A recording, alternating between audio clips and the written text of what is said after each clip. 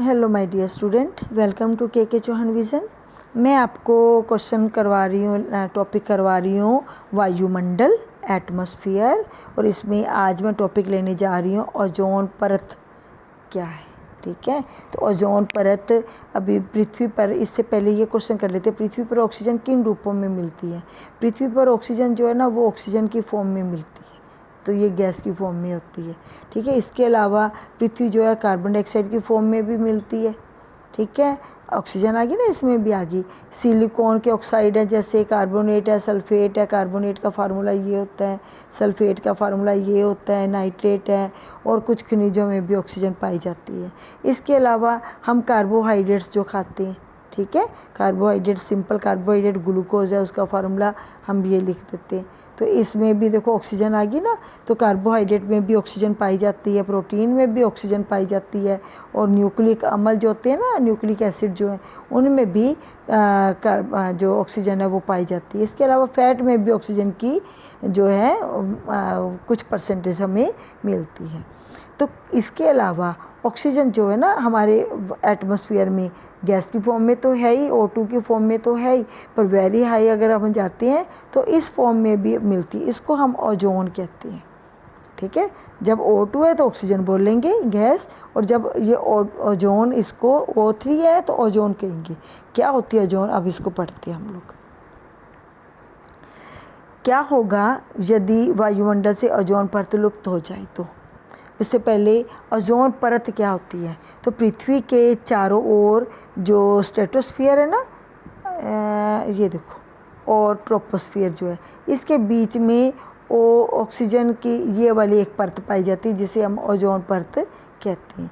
ये ओजोन परत हमारे लिए बहुत सारी, पूरी इसको अर्थ को कवर करती है, ये पूरी अर्थ को कवर करती है।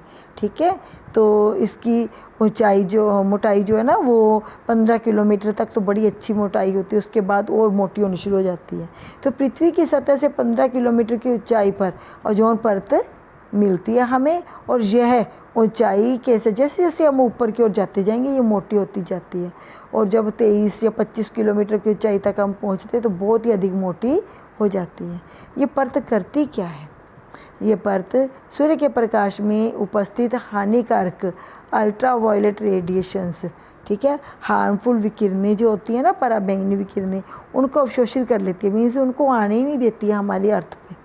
अगर ये रेडिएशंस, पराबैंगनी किरणें या प्रकाश हमारी पृथ्वी पर आ जाए तो क्या होगा, इससे त्वचा का कैंसर, स्किन कैंसर हो सकता है।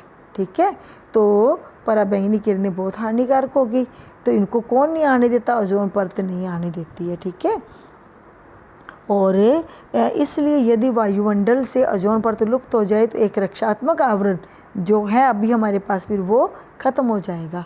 हानिकारक पराबैंगनी प्रकाश या किरणें या विकिरणें हम तक आसानी से पहुंच जाएंगी और हमें और अन्य जीवों को त्वचा का कैंसर कर देंगी। इसके अलावा वायुमंडल को भी बहुत भारी नुकसान होगा।